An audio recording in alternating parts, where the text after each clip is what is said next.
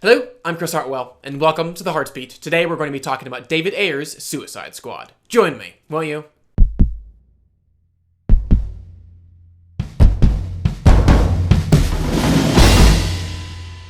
So, on Suicide Squad, we meet Amanda Waller, who, after the death of Superman, decides that the human race cannot remain unprotected, now almost constantly under attack by some sort of super powerful evil, and apparently not quite able to assemble a Justice League, she decides that the second best option would be to place our fate into the hands of some very bad, albeit very skilled and powerful humans and metahumans. And of course, no sooner has she done this than a threat arises that only our new formed Suicide Squad can handle.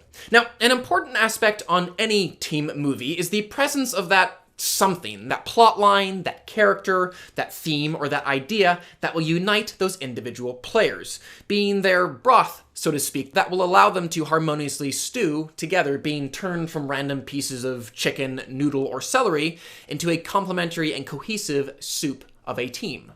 But with that said, even if that unifying broth is just bland or even forgettable, I can still enjoy what I'm being fed if at least the individual pieces of meat or vegetable are actually tasty. And truth be told, that's actually kind of how I felt about Guardians of the Galaxy. The broth or story of that film ultimately not being the element that I walked out singing the praises of, but rather its individual pieces, i.e. the characters and their relationships. And in a similar way, director David Ayer's previous films, End of Watch and Fury, though I wouldn't call either of them wholly successful films as they too lacked that cohesive narrative, weren't complete failures as they still presented characters that were fresh, realistic, and relatable, Ayer drawing out of his actors a great sense of naturalism and commitment. And because of that, I was able to believe in, and to a certain extent, invest in them as people. And I will state right now that I can't rob this film of that, either, because looking at just the performers, from Will Smith to Margot Robbie to Viola Davis to Jared Leto to Courtney, I could clearly tell that Ayer had succeeded in creating on that set an environment where those actors felt safe and excited to throw themselves wholly into these parts. And were Suicide Squad just a character workshop, I would say that both actors and director were very successful. Unfortunately, this was, or at least claimed to be, a film making our enjoyment of those characters or pieces not only dependent upon the unifying broth of a good story, but also the pacing and plotting of specific moments that actually brought out and explored those individual pieces.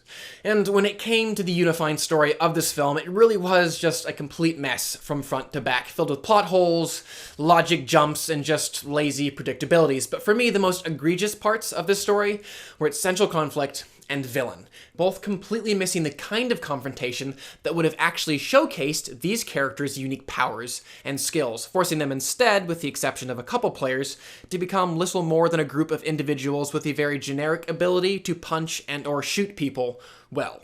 And also connected to that central conflict, this film's primary aim was to capture that race against time, wanting us to fret over things like, ooh, will the evil weapon of mass destruction become operational before our heroes can get to and stop it?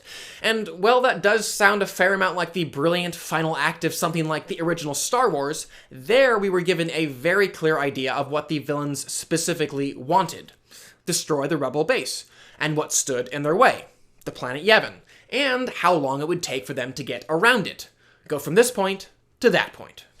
Here, though, we were given none of that. There was really no sense of urgency, as we were never fully shown what the villain wanted, how long it would take for her to accomplish it, or really what, if anything, stood in her way. And even when this story played the safest, most cliche beats, like having our team stop in that bar to endure their darkest hour before deciding that they needed to work together to overcome their enemy, David Ayer still demonstrated that even while he may know what that iconic moment should look like, he also had complete disregard, or at least complete disinterest, in how it should connect to the moment previous and the moment to follow. And that really was this entire movie, always jumping to new emotional heights without ever really allowing us to understand how the story got there. But it wasn't just the fact that these characters lacked a memorable or unifying larger story, but that they were even denied appropriately paced or plotted moments that would have at least allowed them to shine as individual pieces. So yes, even as Suicide Squad and Guardians of the Galaxy both contained weaker narrative broths, if you will, I would argue that the former was still significantly less satisfying because its pacing and plotting were so scatterbrained and choppy, never allowing us to settle into isolated moments with its characters. And I found this especially pronounced in the film's soundtrack. So, while on something like Guardians of the Galaxy, the music was used in a very focused way to communicate who the character of Star-Lord was, each time building upon his point of view, incrementally allowing each new song and each new moment to say something more about his character, including how he saw the rest of his team, so I was not only allowed to get to know him, but also, in a very natural, organic, and seamless way, get to know the rest of the Guardians as well. On Suicide Squad, though, almost every single new song that was introduced was kind of this distracting yank from one point of view and chuck into another. So even if I had begun to settle into a moment with a specific character, the song change would just force me to give up any emotional traction that I might have been gaining. It was like I was enjoying this nice piece of chicken when bam, that new song would come along, slap me on the back, and knock that food out of my mouth very quickly, picking up a spoon and encouraging me to eat a bunch of noodles. So, for example, on this film, the piece that I was constantly wishing it would give me the time and space just to really enjoy was Harley Quinn. Margot Robbie, like all of her co-stars, just crushing the role. Which, for me anyways, was actually where my primary issues with the Joker came in. Because while yes, of course it was a bummer that the writers couldn't work in more screen time for one of the most iconic villains in comic book history, changing that alone, again, for me anyways, wouldn't have completely resolved my issues with him. Because on this specific film, Suicide Squad, on which Harley Quinn played an integral part, the primary purpose of Joker was to help establish and communicate who she was, how she'd become that person, and really what motivated every one of her actions.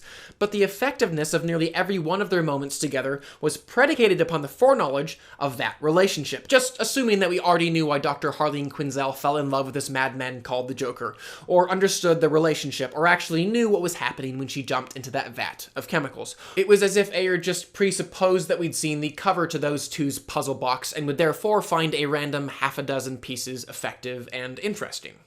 So guys, do believe me when I say I did so desperately want to come back from this film and just declare to you that everyone who's been poo-pooing this film, they just missed something. This film really is a gem. And to be fair, I may be that person who just missed something. There are people out there, people that I respect very much, who not only think this film is mediocre, but they think this film is great.